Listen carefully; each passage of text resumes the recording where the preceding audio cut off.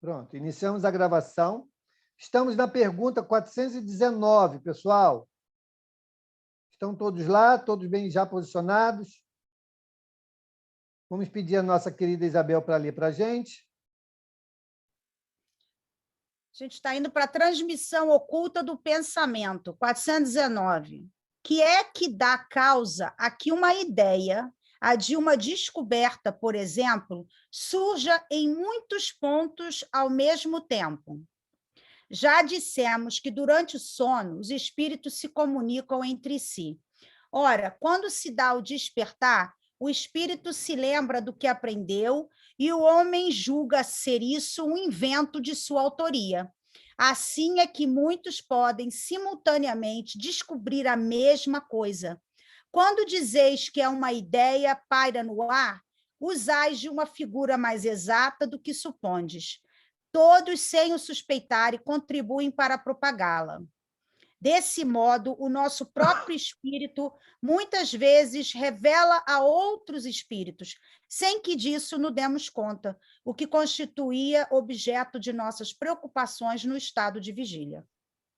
Ok. Então, ele aí vem chamando ainda a atenção, né, do recurso valoroso do sono, né, onde muitas vezes, através desses momentos, nós participamos de várias situações, de várias oportunidades, sejam elas de aprendizado, sejam elas de tomar conhecimento sobre o que poderá ou virá a acontecer, né? Também de sermos cuidados, tratados, né, durante o sono.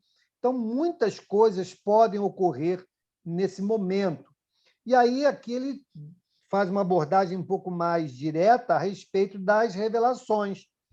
Então, é uma das maneiras pela qual essas revelações podem se dar em vários pontos, né, do planeta, quando, no plano espiritual, nós podemos estar ali já com esse compromisso, né, estamos ali sendo alertados, orientados de como fazer com que determinada informação ou revelação ou descoberta seja propagada naquele momento planetário, e ela, então, poderá se dar. Então, o sono é um dos mecanismos utilizados para essa revelação. Ok? Tudo bem até aí? Nenhuma novidade, né? Podemos seguir, então? Vamos lá, Bel. 420. Podem os espíritos comunicar-se estando completamente despertos os corpos? O espírito não se acha encerrado no corpo como uma caixa, irradia por todos os lados. Segue-se que pode comunicar-se com outros espíritos, mesmo em estado de vigília, se bem que mais dificilmente. Ok. Então, aí, enquanto nós estamos acordados, né, o desperto aí tem a ver com isso, né, estamos acordados, e havia a possibilidade de uma comunicação. Não sei se já aconteceu com alguns de vocês, eu creio que sim, né, de nós estarmos, por exemplo, com uma pessoa na mente, em nossa mente ali, e, de repente, nós recebemos uma ligação ou ligarmos para essa pessoa e ela de lá diz assim, caramba, eu estava pensando em ligar para você, estava pegando o telefone para ligar para você, ou estava com você no pensamento. Né? O que é isso? Essa é uma demonstração da capacidade, da possibilidade que nós temos desta conexão. Tem determinadas pessoas que têm maior capacidade de, além de perceber essa ligação, também perceber o pensamento, que a gente tem aí como a telepatia, né? E aí tem, sim, algumas pessoas, muitas das vezes, no seio da mesma família, isso acontece muito com neto e avó, mãe e filho, né? Irmãos muito próximos. Nós temos relatos disso, né? Em que eles, muitas das vezes, sem precisar falar, sabia-se exatamente o que estava pensando. Então, claro que isso não é tão comum assim, pelo menos eu não vejo isso de uma maneira tão comum de ocorrer, mas temos relatos, sim, de que isso é possível. Ok? E aí estamos falando aqui, como ele falou, né, de pessoas que estão despertas. Então, é, sim, muito comum. do espírito desencarnado com a pessoa acordada também é mais comum. E aí entra, muitas das vezes, o grau de sensibilidade, né, que cada um possui para registrar essas presenças, essas mensagens, né? E mais nesse critério do desencarnado para o encarnado, isso é mais comum. Ok? Podemos seguir? Alguma pergunta? Diga, André. O André Loureiro. Lembrando só que assim, a linguagem dos espíritos, né, desencarnados, ela se dá pelo pensamento, né? Ela se dá pelo pensamento. Então, nós, como espíritos, mesmo dentro de um corpo, também podemos ter isso. Um óbice do corpo fica mais difícil, né? Mas lembrando sempre que a linguagem entre os espíritos é do pensamento. Exatamente. O pensamento é o canal, né? É o instrumento mais utilizado por eles. Mas nós temos que lembrar também, como já todos nós já temos isso como certo, que nós dependemos do grau de adiantamento para podermos saber como usar determinados recursos. Então, a emissão do pensamento é um deles. A gente, no plano espiritual, não é porque desencarnou que eu vou saber usar imediatamente o pensamento e conversar pelo pensamento. Muitos espíritos acham que precisam articular a palavra, né? Precisam falar, né? Então, eles levam um certo tempo para se acostumar. Olha lá o Luiz Sérgio, né? De novo, o exemplo do Luiz Sérgio no livro O Mundo que eu Encontrei, ele estava lá treinando, né, a influenciação do pai através do pensamento, né? Estava treinando para aprender a usar aquilo, né? Até o título como é que é? A intuição era eu, o número do capítulo desse livro que é O Mundo que eu Encontrei. Mas o André está certo. O pensamento é a linguagem do espírito, né? Mas não basta apenas nós sabermos disso. Nós temos que dominar essa técnica de como fazê-lo, né? Isso nós faremos, alguns mais brevemente, outros vão demorar um pouco mais, mas todos dominarão esse recurso de comunicação. Tudo bem? Podemos seguir? Diga, Íria.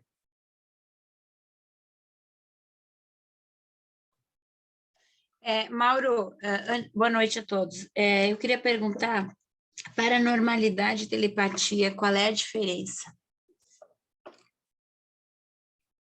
Paranormalidade e telepatia? Bom, a paranormalidade, eu acho que o Valdemir está por aqui, pode explicar melhor, né? Acho que é da área dele.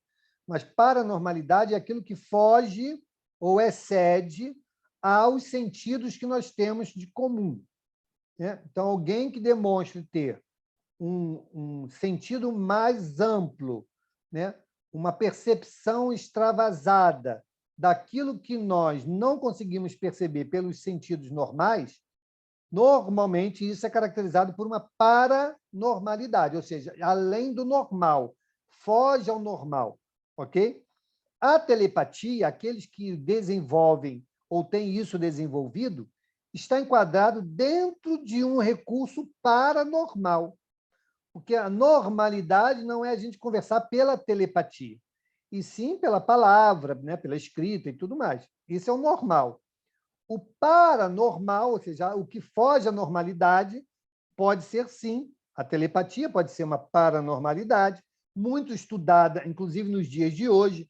Existem pessoas, eu estava até vendo essa semana, acho que era no National Geographic, espiões. E aí, essas pessoas paranormais, ou seja, com essa capacidade sensorial extrapolada, né, saindo dessa normalidade, sendo utilizadas justamente nessa questão da espionagem entre países, né? E eu vi duas pessoas lá que eram assim a referência, né, da paranormalidade nesse aspecto, que elas eram usadas para localizar, olha só, localizar pessoas de outros países que eles estavam espionando. Então, a gente sabe que as pessoas que são envolvidas nessa área de inteligência, né, de quase anonimato em função como se fosse uma arma, né, elas normalmente não têm identidade ou trocam de identidade a toda hora, não têm endereço fixo, né? Ficam ali toda hora estando escondidas justamente para não serem reconhecidas. E essas pessoas localizavam. Diziam, olha, essa aqui que você está procurando está em tal lugar, assim, assado, numa roupa XYZ. E aí chegavam até ela, localizavam. E fizeram alguns testes provando isso, né? Então, não só localização da pessoa, mas, por exemplo, o que a pessoa tinha escondido. Então, eles botavam dentro da roupa da pessoa, em determinados lugares, determinados objetos, e a pessoa nem sabia. Quando ela entrava no ambiente, eles então perguntavam, o que você percebe na pessoa X? E ele dizia, olha, ela está com tal coisa, assim, assado, em tal lugar, preso em tal lugar, e as pessoas iam lá e localizavam. Então, essa capacidade, né, sensorial que extrapola os sentidos normais que, nessa classificação de paranormalidade, é levada em consideração. Em alguns países, a mediunidade também é uma paranormalidade, tanto que muitos médiuns são considerados paranormais. Por exemplo, nos Estados Unidos, é muito comum de você ver médiuns sendo tratados e ele próprio se rotulando como paranormal, né? Então, são esses os entendimentos que se tem sobre esse aspecto. Se alguém quiser complementar, fique à vontade aqui. Mauro, só para lembrar, é por isso que nós ainda somos tão limitados em termos de poder aplicar o nosso conhecimento. Porque quando temos a possibilidade de usar, por exemplo, a paranormalidade, a telepatia e muitas outras situações paranormais para auxiliar, nós utilizamos para espionar, para atrapalhar, para dificultar, para roubar alguma coisa, roubar uma ideia, para possibilitar a morte até de alguém, um espião que está no meu país, ele tem que ser morto. Então, essa é a nossa dificuldade ainda em termos de adiantamento moral. Por isso, ainda estamos num estágio de expiação e provas, ainda com enorme dificuldade a serem vencidas, porque ainda não aprendemos a utilizar os dons que daqui a pouco vão ser normais, deixam de ser paranormais, né? A hora que passarmos a usar isso de uma maneira comum, corriqueira, ele passa a ser normal. Isso passa a ser um sentido a mais. Então, poder perceber o pensamento, perceber o que o outro está pensando, isso passa a ser um sentido normal. Mas, por isso, ainda temos essas enormes dificuldades. E aí, olhar de novo para nós, o que eu preciso melhorar em mim para poder adquirir essa paranormalidade e usá-la de maneira adequada, de maneira para o bem. É um convite que recebemos diariamente.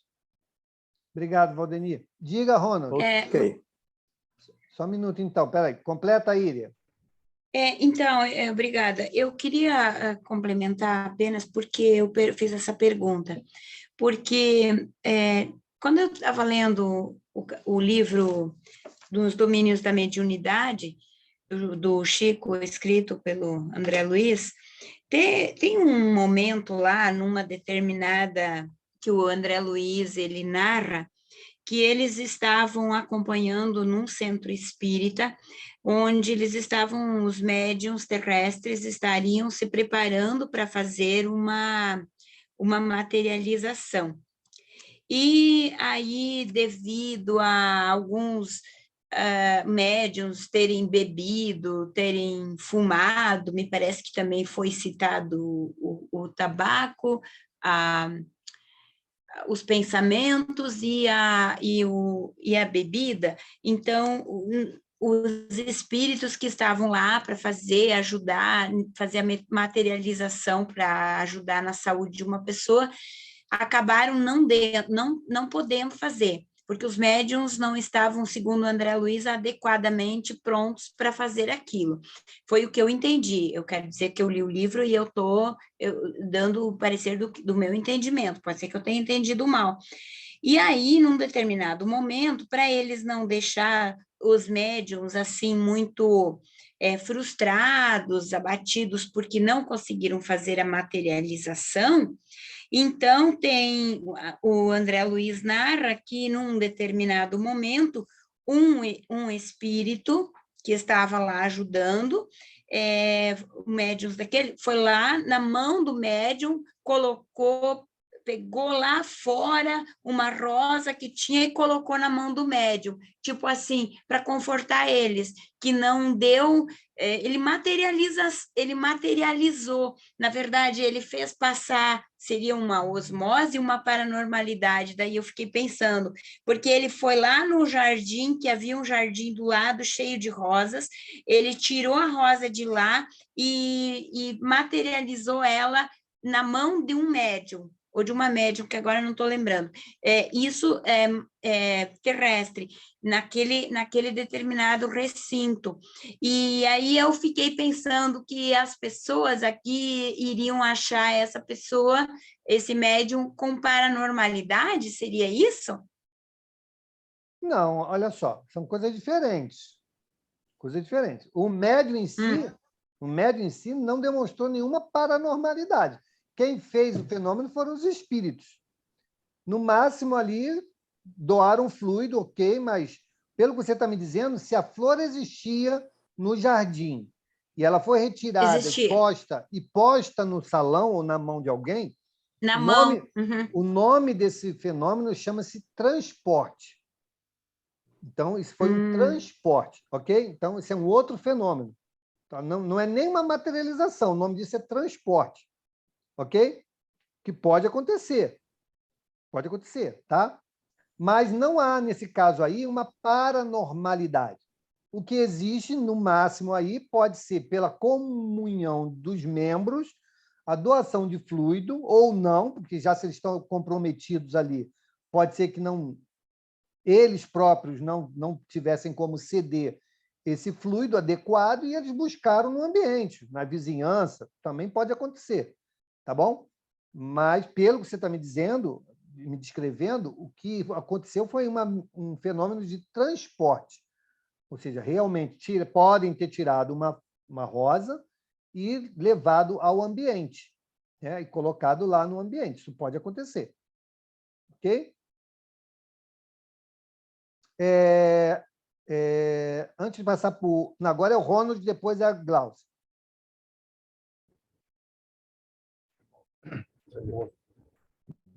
Sobre isso que você falou, realmente. Eu fiz o curso no Brasil, muitos professores, ele fez o curso lá na KGB. Na Rússia, até hoje, existe esse treinamento. Alguns agentes que têm essa paranormalidade.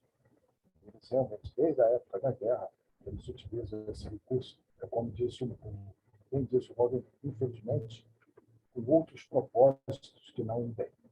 Mas parece que agora já está sendo usado nos interrogatórios, para saber se a pessoa está realmente falando a verdade ou se ela está mentindo.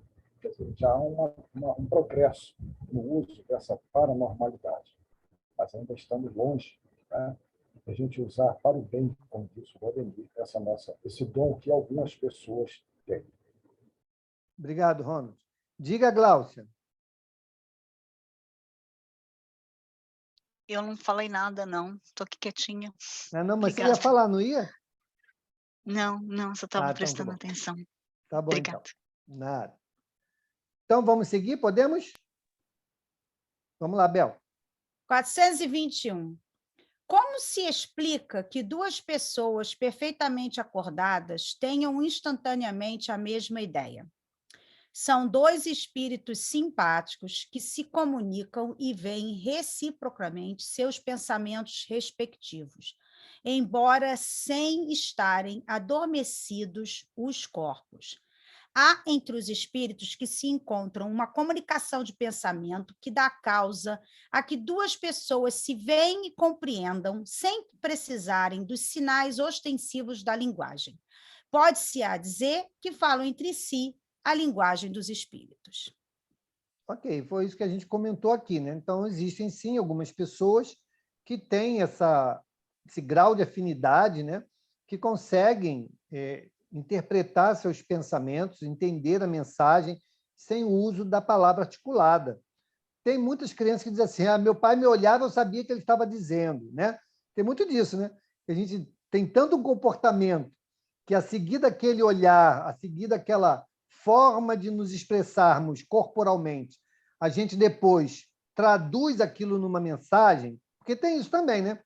Então, assim, se a criança, vamos pegar aqui o exemplo de uma criança, o pai dá aquela olhada assim, meia fechada, e depois ele não vai lá e orienta, olha, da próxima vez não faça assim, assim, assado, ele vai associar a mensagem ao comportamento corporal. De uma próxima vez, realmente não vai precisar ter palavras, porque se ele repetir aquele comportamento corporal, a criança vai absorver já a ideia. Opa, meu pai não gostou, minha mãe não gostou, pisei na bola, né? A gente já faz a devida associação por conta dessa relação que se estabelece entre uma maneira de nós nos portarmos e a mensagem que vem depois. No caso aqui, é bem parecido isso, só que nós estamos falando da capacidade de nós percebermos os pensamentos uns dos outros, né? Que não é tão comum assim, pelo menos eu acho que não seja, mas que é possível. Diga, Gláucia. Agora eu pedi para falar.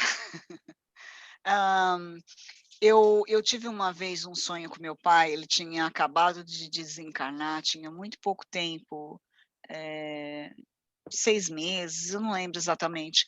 E no meu sonho, eu vi o meu pai numa nuvem assim, bem negra, e no meu sonho eu dei um passe nele, e aquela nuvem se dispersou todinha. E ele falava comigo o que estava acontecendo, mas eu lembro muito nitidamente nesse sonho que ele não falava com palavras, ele pensava e eu captava os pensamentos. Foi um sonho assim que me marcou muito, eu lembro que foi uma única vez que eu lembro de um sonho assim, que foi tipo uma mensagem telepática e me marcou muito. E mais ou menos o que você está falando aqui, e foi uma experiência que eu tive nesse sonho. É isso que eu queria comentar. Obrigado, Gláucia. Então, durante o sono, né, é bem mais fácil, porque nós estamos num ambiente propício, né? Sem a barreira do corpo. Então, é mais comum, mais fácil de nós termos esse tipo de experiência, de percepção daquilo que o espírito deseja comunicar, né? Tanto da nossa parte quanto da parte deles para conosco. Ok. Tem mensagem aqui no chat, deixa eu dar uma olhadinha aqui. O Ronald botou, meu pai se comunicava através do assobio. Dependendo do timbre, já sabíamos que seríamos punidos. Então, é isso aí, determinados símbolos, né, que a gente acaba se acostumando porque sabemos de uma mensagem que já nos foi passada no passado. Diga, Angélica.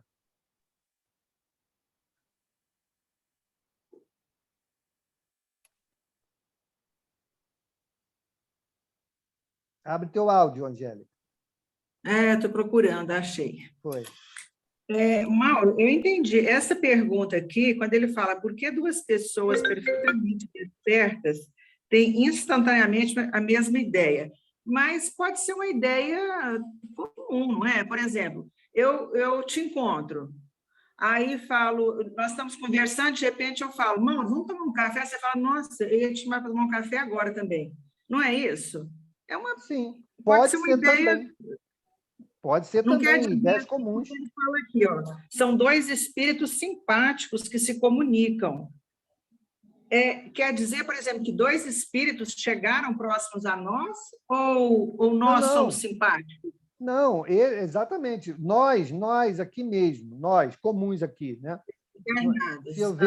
Se houver esse grau de afinidade, pode acontecer de nós percebermos essa intenção mútua. Entendeu? Uhum. Entendi. Dessa maneira que ele está se referindo aqui. No caso dos desencarnados, é ainda mais fácil, porque, né, o pensamento, como o André mesmo já falou aqui na sala, né, é a nossa linguagem natural. Né? Então, pensou, a gente emitiu. Não, é exatamente assim, pensou e a gente emitiu. Se o outro estiver antenado, né, conosco, ele vai perceber. Isso no caso de desencarnado. No caso do encarnado, é um pouco mais difícil. Por quê? Porque temos as nossas barreiras, né? O corpo é uma barreira muito densa, né? E temos que ter algumas habilidades aí, como a Iria falou, né? Que chegam à paranormalidade para que a gente possa ter essa naturalidade na percepção dos pensamentos. Diga, Valdemir. Só para lembrar que o exemplo do Ronald e o que você falou e do olhar é diferente do que ele está falando, né? Porque isso aí é um condicionamento. Sim. Isso aí é Pavlov puro, né? É só Pavlov nessa situação aí. Né? Eu me condicionei, se tem uma sineta, eu tenho carne para comer. Então, isso é diferente.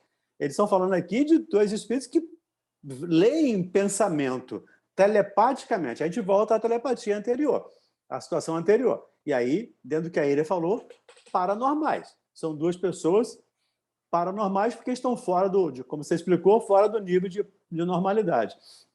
É diferente dessas situações do condicionamento. Condicionamento, qualquer um de nós pode ser submetido. A gente condiciona um ratinho, né? Um animal, um pombinho, qualquer animal, a gente pode condicionar. E o humano também. Nós somos condicionados normalmente, né? Quando a gente faz um trajeto todo dia, eu saio do trabalho, mesmo horário, pego o ônibus, faço isso, faço aquilo. Se eu tiver que fazer uma coisa diferente, eu sou muito provável de esquecer, porque eu estou tão acostumado com aquilo, né? Já acondicionado aquilo. Isso é um condicionamento, não é uma comunicação telepática. Só para esclarecer as duas coisas. Perfeito, Valdemir. Podemos seguir, gente? Vamos lá, Bel. 422, né? Eu estou na 22 ou 21? Isso, 22. Vamos entrar em letargia, catalepsia, mortes aparentes. Os letárgicos e os catalépticos, em geral, veem e ouvem o que se passa em derredor, sem que possam exprimir que estão vendo e ouvindo. É pelos olhos e pelos ouvidos que têm essas percepções? Não, pelo espírito. O espírito tem consciência de si, mas não pode comunicar-se. Exatamente. Continua? Então, o que acontece aí, gente? Aí nós estamos agora diante de um processo mediúnico. Nós temos a mediunidade da letargia, né? Mas temos também a questão da patologia da catalepsia, ok? Ou seja, são dois estados, os estados, né, do corpo, em que ele não consegue, o espírito não consegue dizer o que está sentindo, mas ele está percebendo o que está acontecendo à sua volta, ok? Então, o Kardec quer saber o seguinte: nesse estado em que o corpo não manifesta essas percepções, por onde ele está percebendo? Ele diz aqui, é pelos olhos e pelos ouvidos que tem essas percepções? E aí eles respondem, não, pelo espírito. O espírito tem consciência de si, mas não pode comunicar-se. Então, ele sabe o que está acontecendo ali, mas ele não tem como falar. Por isso que é muito comum, quando se sai desse estágio, ou desse estado, né, de letargia e catalepsia, que a pessoa volta ao seu estado normal, ela descreve situações em que as pessoas dizem, mas como você sabe disso se você estava apagadão?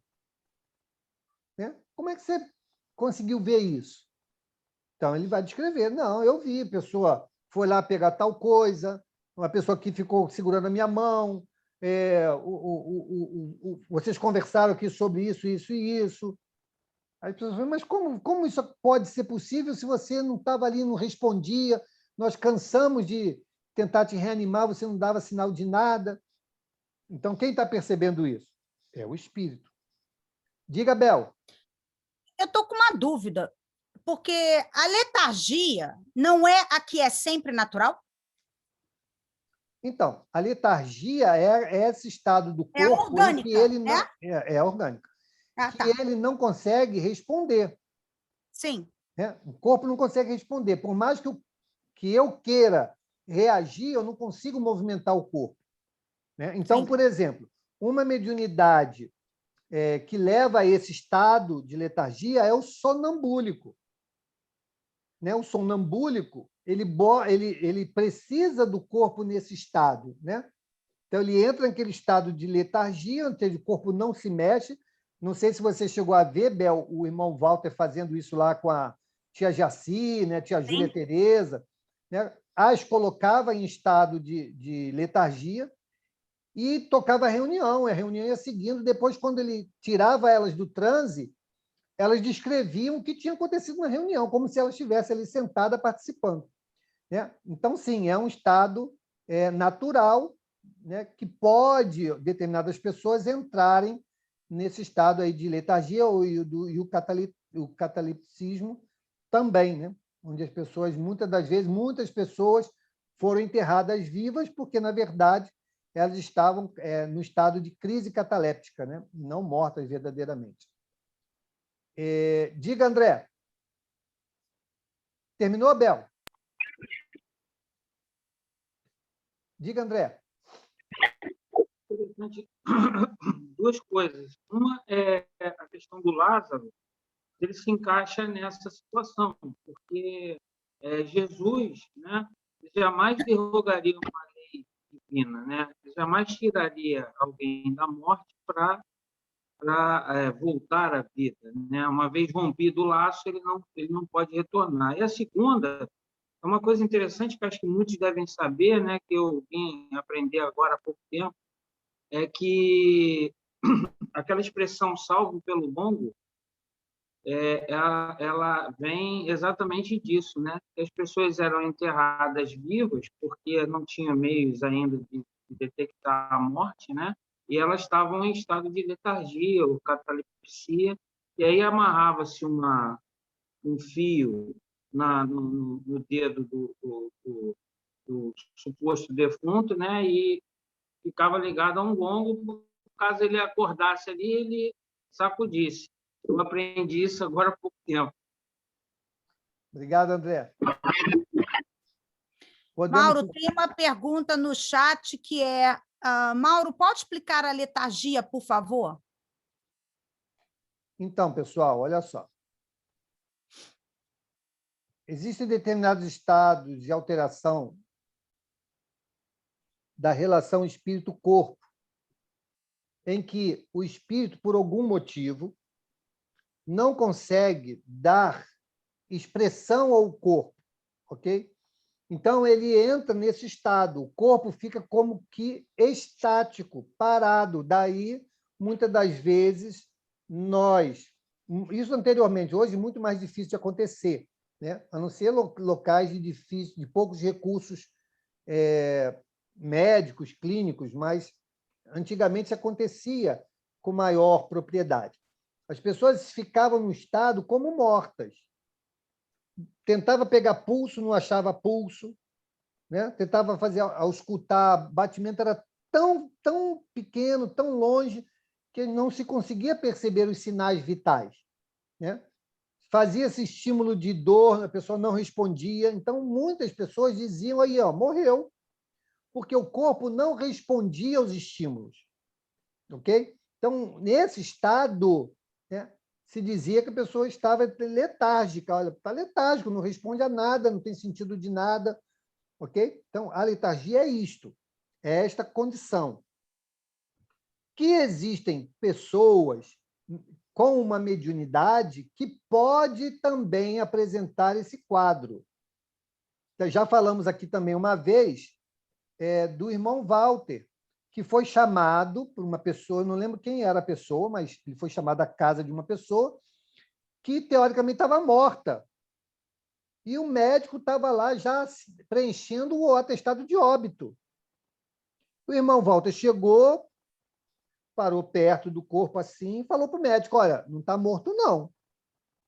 E o médico ficou naquilo, não, como não está morto? Aqui, ó, não tem pressão, não tem nada, não tem nada. Meu irmão volta, então tá bom, então assina o atestado de óbito. Aí o médico já ficou com aquele negócio. Pô, peraí, o cara chegou com tanta certeza que o cara não está morto, eu não vou assinar isso aqui agora, não. Agora fiquei, né? E aí o irmão Walter fez lá um procedimento e a pessoa voltou, saiu daquele estado. Então, a letargia é isto, tá? É quando o corpo não dá resposta, não dá sinais de que está vivo, mas está vivo. Ok? Então, é o que eu entendo aí, posso falar sobre a letargia. Não sei se alguém aqui da área médica pode explicar mais clinicamente o que seja aí a letargia, né, para enriquecer o estudo. Diga, Maria do Céu. Não, Fala, Bel.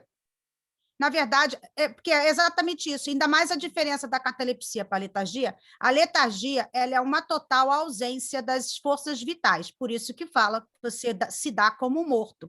Enquanto que a catalepsia ela pode ser localizada e o seu cérebro está ali, né? As pessoas podem estar totalmente acordado, mas ela não pode reagir. E é uma das grandes diferenças. E ela pode ser provocada, né? Magneticamente. Mas aqui também está se perguntando qual a utilidade de pôr as pessoas em estado letárgico. Então, qual a utilidade no caso de uma experiência mediúnica, né? Nesse caso que eu falei do irmão Walter. O irmão Walter, ele colocava essas pessoas apenas com o olhar. Ele olhava, emitia o pensamento da vontade e elas entravam no transe mediúnico, né? Caíam lá igual um pedaço de pau no salão e ele, então, dava seguimento à reunião. Qual a utilidade disso? De provar que algo além do corpo estava presente, estava percebendo o que estava acontecendo, que não era apenas o corpo. Aí você poderia dizer, mas o corpo está ali, está ouvindo o que está acontecendo. Ok, pela audição até poderia. Mas ele descrever a movimentação da reunião já não poderia, porque o corpo estava lá estático, de olhos fechados. Como é que ela poderia dizer que fulano levantou, que aconteceu tal coisa na reunião? Então, é algo que estava além daquela condição que o corpo não oferecia, que estava percebendo a movimentação. Esse foi um exemplo que o irmão Walter usou algumas vezes para provar isto. E o outro, que já não aconteceu dentro de uma casa espírita, aconteceu no Mosteiro dos Capuchinhos, que chamaram, então, uma médium, né, e um magnetizador. E aí era uma médium sonambúlica. E esse magnetizador, então, coloca essa médium, que era uma mulher, no estado sonambúlico. E o corpo ficou lá paradão, deitado lá, paradão. Isso nos Capuchinhos. E todos os freis ali, né, olhando o que estava acontecendo. Era um experimento. E aí falaram para ela assim, vá até a clausura. Imediatamente ela falou, já estou. O corpo falando, já estou.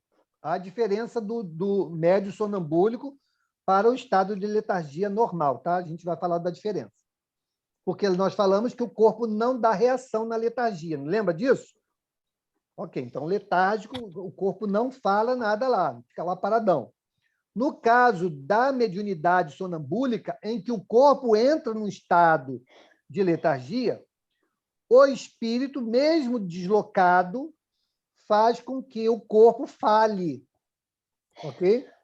Então, muito bem. Aí a mulher estava lá na clausura e eles falaram, o que você está vendo? E ela começou a falar o que ela estava vendo lá na clausura. Então, ela falou, tem isso aqui, eles confirmavam. Tem isso aqui, eles confirmavam. Eu estou vendo isso aqui, eles confirmavam.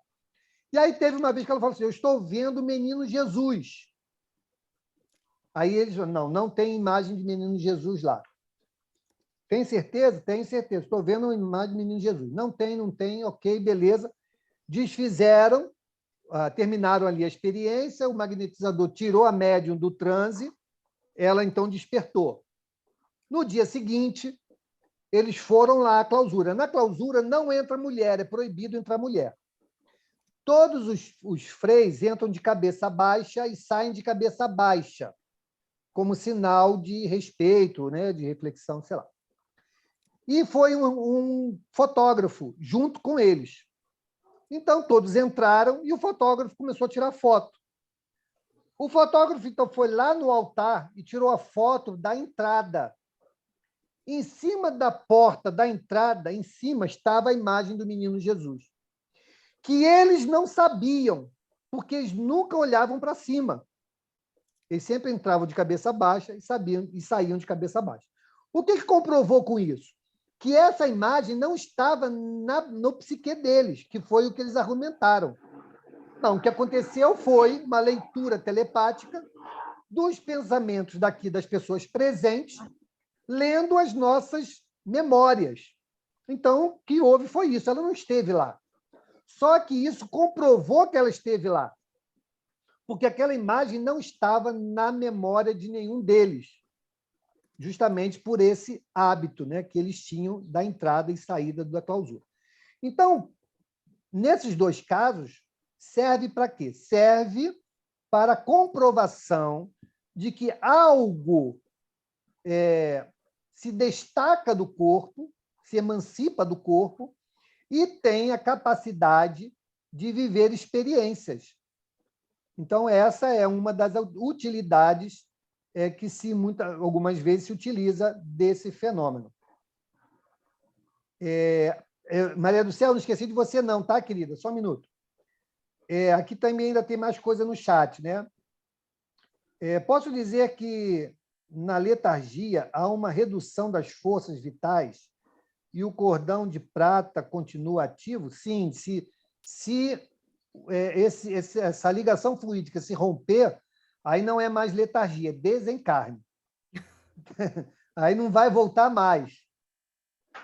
E também a Bel botou lá, né? Esses são graus de emancipação da alma, mas sempre se mantém o laço fluídico. Exatamente, Bel. É exatamente isso aí. Bel complementou o que nós estávamos falando aqui no chat. Tudo bem? Maria do Céu, pode fazer a sua pergunta. É uma pergunta, mas assim, é mais um medo que eu tenho. Eu tenho, na verdade, um pavor de entrar num estado cataléptico desses aí e um dia eu morrer e não ter morrido. Isso até me atormenta um pouco, porque eu até já deixei falado aqui na família que quando eu morrer, só me enterrem quando tiver sinais de que realmente eu estou morta, quando o meu corpo der sinais, porque eu tenho um pavor disso. Tanto que eu não gosto de passar em túnel, eu não gosto da sensação de de eu estar sem terra em cima. Então, eu passo nos túneis, assim, pedindo a Deus para acabar logo. E esse medo de eu ter esse negócio aí, isso às vezes me atormenta um pouquinho, porque Deus me livre, eu não quero nem pensar na possibilidade. E cada história que eu escuto sobre isso, você acabou de falar também aí que pessoas foram enterradas vivas e estavam vivas e estavam nesse estado, aí isso acende realmente o meu medo mais ainda. Eu queria muito vencer isso, Mauro, mas olha, está complicado, porque volta e meia isso me aparece na minha cabeça. Volta e meia isso vem na minha mente, às vezes até sonho com isso. Olha, do Céu, acho que você precisa conversar com o Valdenir para te ajudar nesse aspecto. Mas hoje em dia é bem mais difícil, né, isso acontecer, porque os aparelhos já conseguem registrar isso com maior aferição, entendeu? Então, é muito mais difícil alguém ser dado óbito sem a pessoa efetivamente ter entrado em estado de óbito. Então, mas eu acho que você precisa cuidar disso, né? Para que você se relacione melhor com essa percepção. Isso me perturba, isso me perturba mesmo. Ok. Bom, gente, vamos parar aqui. Nós vamos voltar na 422, porque a 422A é um desdobramento dela. Então, a gente volta na 422 e retoma daí, tá bom? A Íria levantou a mão aí, Mauro. A Íria ainda tem uma questão. Pode falar. Então, Mauro, mas a gente pode deixar isso para continuar na próxima. Eu só queria dizer, lembrar, aliás, que sobre esse negócio da letargia e da catalepsia, até peguei o livro aqui do lado, porque eu estava aqui procurando na minha estante aonde está o livro, que eu não lembrava se era nesse da Gênese ou era na Memórias Póstumas do Kardec, que eu li, que ele fala dos milagres de Jesus. Vocês devem ter lido isso também, bem, são mais estudiosos, né, do que eu. Então, ele fala da síncope e da letargia, e isso nós podemos começar a conversar na próxima sessão, no próximo estudo, porque ele, aqui, eu não entendi direito se é o Kardec que está questionando os milagres de Jesus, naquela época, a questão da menina, a filha de Jairo, e o filho da viúva de Naim, né? E também a ressurreição de Lázaro. Então, eu me perdoem, me corrigem se eu estiver errada, mas o que eu entendi é que o Kardec fala nesse livro, o que ele diz que naquela época eles costumavam desmaiou enterrar logo, sabe? Por causa disso. E aí, por isso, acontecia muitas coisas. E no caso de Lázaro e do filho da viúva, que o Jesus encontrou lá e mandou levantar no caminho, e a menina também, a filha do Jairo, que Jesus salvou. Então, isso, eu entendi que o Kardec quis dizer que eles estavam nessa letargia, que esses corpos não estavam exatamente mortos. Quer dizer, eu estou falando que esse é um entendimento meu, pode ser que eu esteja errada. Eu quero ouvir e falar sobre isso também. E isso está aqui, para quem quer ver, no capítulo Os Milagres do Evangelho, na Gênese. Ok. Os Milagres do Evangelho. Ok. Ali Adília, ele fala sobre isso. Uma certeza nós temos. Uhum. Se a pessoa retornou, ela não morreu. Sim, sim. Porque se ela desencarnar, não tem como voltar. Ninguém tem essa exatamente. capacidade. Nem Jesus faria isso. Ok? Então, é o que ele questiona, né? É o que o Kardec fala. Exatamente.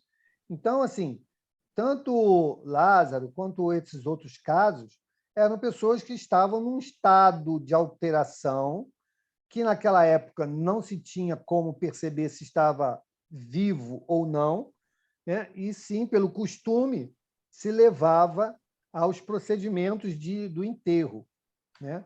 Lázaro, por exemplo, já estava há 3 dias, se eu não me engano, 2, 3 dias, né? E a prima de Jesus vai ao encontro dele e olha que aquelas coisas fazia a pé, né? Então, ir ao encontro de Jesus até chegar lá, tudo demorava, né? Não era assim igual hoje, pego o Uber e cheguei. Então, as coisas demoravam. Então, quando Jesus chega, né, e ordena que Lázaro saia, é porque Jesus fez magneticamente a retirada de Lázaro daquele estado em que ele estava. Mas ele não estava desencarnado, ele estava apenas num estado alterado de consciência, né?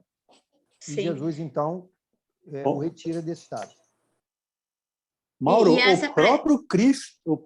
o próprio Cristo, nos 3 casos citados aí pela Íria, nos 3 casos Jesus disse, ele não morreu, Lázaro dorme. Da filha da viúva de Naim, né? Ela não, a filha de Jairo, né? A filha de Jairo, ela não morreu, ela dorme. Ele falou nos 3 casos que ele citou, ele falou, não é nem Kardec, foi o próprio Cristo que falou que eles não tinham morrido, porque ele não ia derrogar as leis.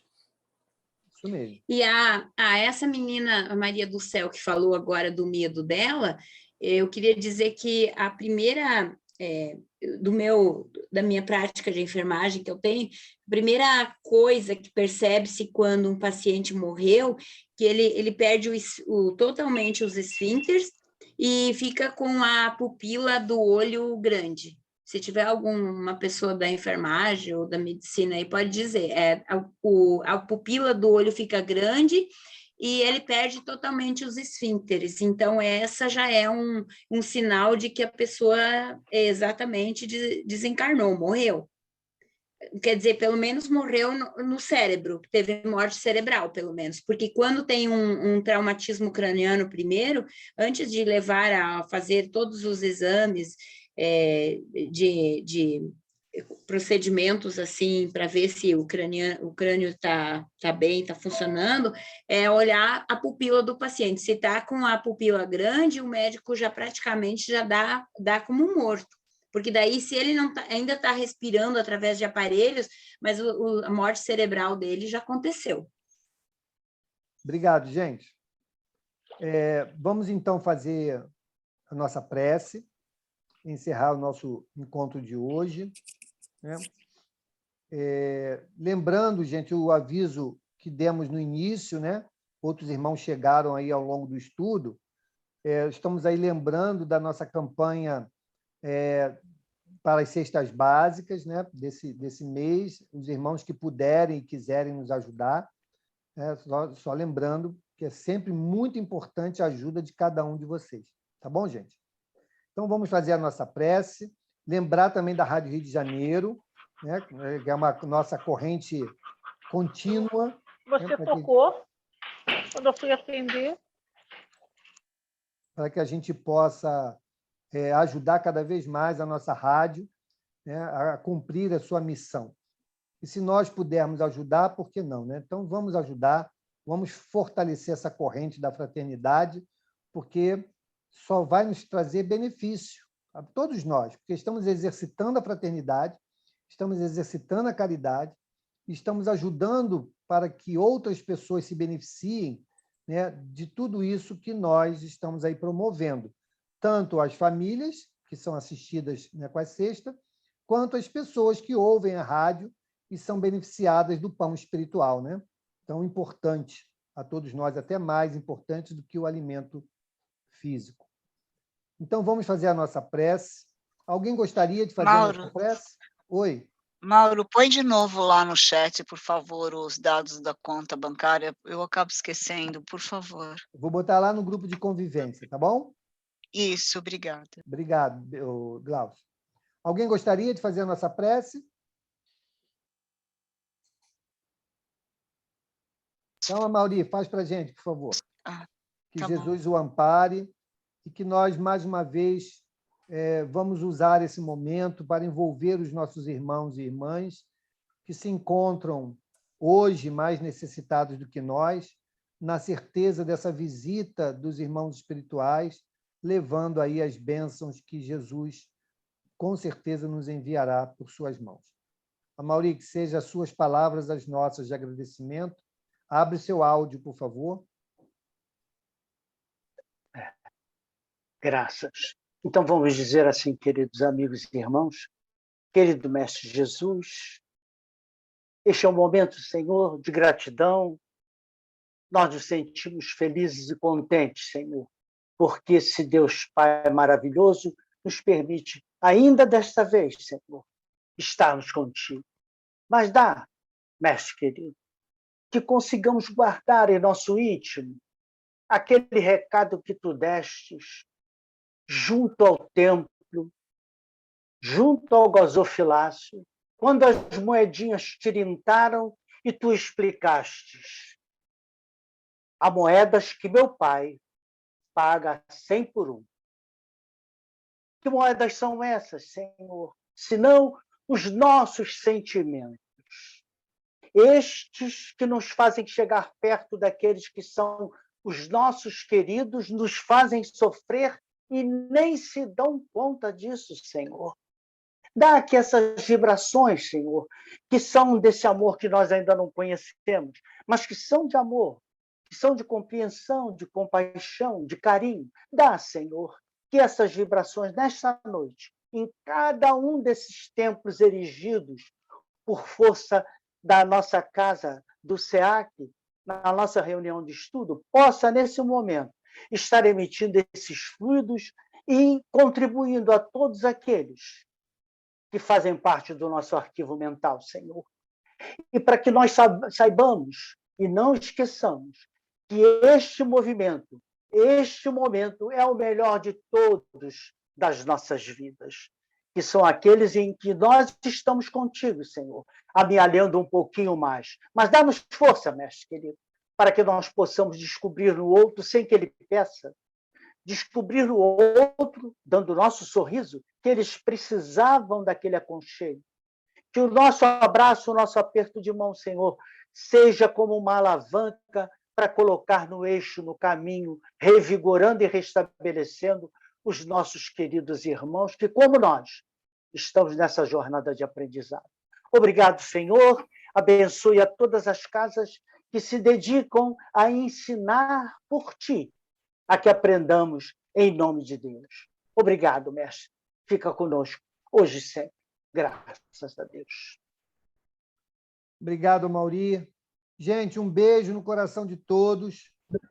Boa noite a todos. Boa noite, boa noite. Boa noite a todos. Oi, Mauri. Boa noite. Não tem foto hoje, não? Ah, foto. Aí, Pois obrigado. é. Vamos dar foto.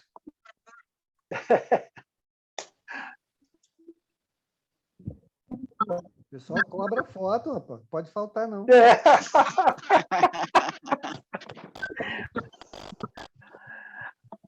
Mas Pronto, vocês vai já lá. publicam, só em Eu publicar cobro logo já... a foto.